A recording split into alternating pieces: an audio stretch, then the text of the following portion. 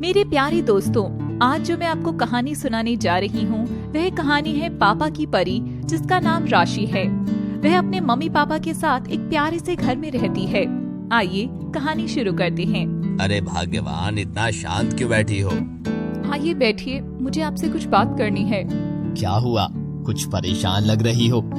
देखिए जी, राशि अब बड़ी हो गई है और आपने राशि को बहुत छूट दे रखी है। वह देर रात तक आती है और अपने दोस्तों के साथ किस तरह के छोटे छोटे कपड़े पहनकर जाती है। अरे भाग्यवान, परेशान मत हो, वो हमारी बेटी है। मुझे उसके ऊपर पूरा विश्वास है। और आजकल जमाना बहुत ज्यादा मॉडर्न है। अगर हम जमाने के हिसाब से बच्चे को नहीं ढालेंगे तो वो पीछे रह जाएंगे। बात तो वही है, आपसे कुछ भी बात करो तो आप मुझे ही बेवकूफ बना देते हो। कुछ ही देर बाद, पापा मुझे आपसे कुछ बात करनी है। हाँ बेटा, बताओ क्या बात करनी है। पापा मुझे एक स्कूटी दिला दीजिए। मेरे सारे दोस्तों के पास स्कूटी है पर मेरे पास नहीं है। बेटा, अभी तुम 17 साल की हो। जब तुम 18 साल की हो जाओगी और तुम्हारा लाइसेंस बन जाएगा तो मैं तुमको स्कूटी दिला दूंगा। नहीं पापा, मुझे कुछ नहीं सुनना। मुझे स्कूटी चाहिए, मतलब चाहिए। नहीं, जब तक 18 की नहीं हो जाओगी और लाइसेंस नहीं बन जाएगा मैं तब तक स्कूटी नहीं दिलाऊंगा। राशि को यह बात समझ में नहीं आती और वह घर में सबसे बात करना छोड़ देती है और खाना पीना भी छोड़ देती है। कुछ दिन बाद एक सुबह, राशि बेटा, बाहर आओ जरा। हाँ पापा बताइए। मिस्टर गुप्ता उसे एक चाबी देते हैं। ये क्या है पापा? ये तेरी नई स्कूटी है। सच में पापा? वाह, आप बहुत अच्छे हैं। लेकिन मेरी एक शर्त है। कैसी शर्त पापा? जब तक तुम 18 साल की नहीं हो जाओगी तुम स्कूटी नहीं चलाओगी। बस ये मैंने तुम्हारा मन रखने के लिए खरीद ली है। तो पापा फिर इसका फायदा ही क्या होगा?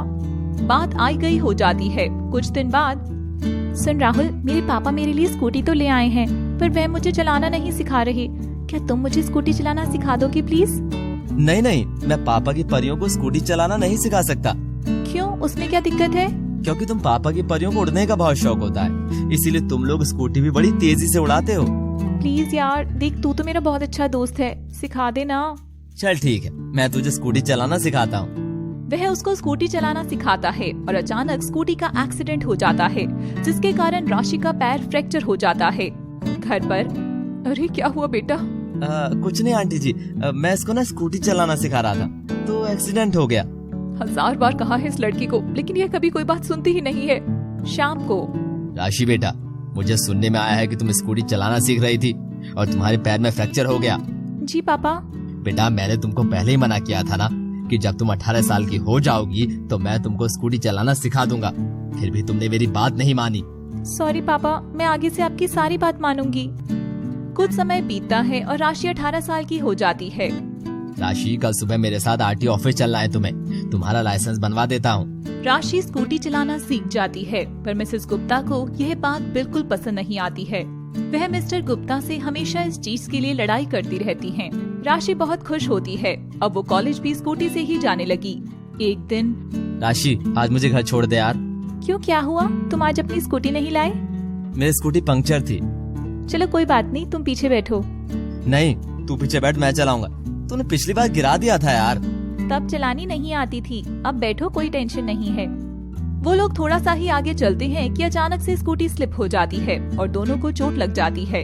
राशि घर जाती है और मिसेस गुप्ता ये देखकर घबरा जाती हैं। मैंने आपसे कहा था ना कि मत चलाने दो स्कूटी, पर आपको समझ ही नहीं आता। अरे क्या हुआ, बच्चे बाहर निकलते हैं तो थोड़ा बहुत सब चलता है। आप समझते नहीं है, लड़की है, कल को इसकी शादी भी करनी है। कहीं कोई ज्यादा बड़ी इंजरी हो गई तो? अरे इतना नहीं सोचा जाता। एक दिन मिस्टर गुप्ता ऑफिस के काम से शहर से बाहर जाते हैं और तभी ऊपर छत से बहुत तेज आवाज आती है। अरे मम्मी, क्या हो गया? बेटा, मेरा पैर फिसल गया, मुझे जल्दी से उठा ले। अरे मम्मी, आपके तो सर से भी खून निकल रहा है। राशि मिसेस गुप्ता को अपनी स्कूटी पर बिठाती है और हॉस्पिटल ले जाती है। मिस्टर गुप्ता को यह बात पता चलती है, वह भी शाम तक वापस आ जाते हैं। अब कैसी हो भाग्यवान? मैं ठीक हूँ। तभी डॉक्टर आता है। क्या आप इनके पति हैं? जी डॉक्टर साहब, आपकी बेटी ने आकर सही समय पर इनकी जान बचा ली, वरना ज्यादा खून निकल जाता तो ब्रेन हेमरेज भी हो सकता था। डॉक्टर चला जाता है।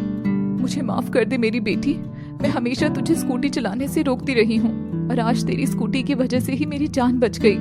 अब तुम्हें समझ में आया कि मैं क्यों कहता रहता था कि बच्चों को हमें हर चीज के बारे में जानकारी देनी चाहिए और उन्हें समय के साथ चलाना चाहिए, समझी? तभी राशि के दोस्त आते हैं और उनको भी पूरी बात पता चलती है। तो फाइनली पापा की परी ने स्कूटी चलाना सीख ही लिया सड़क पर। सब एक साथ हंसते हैं।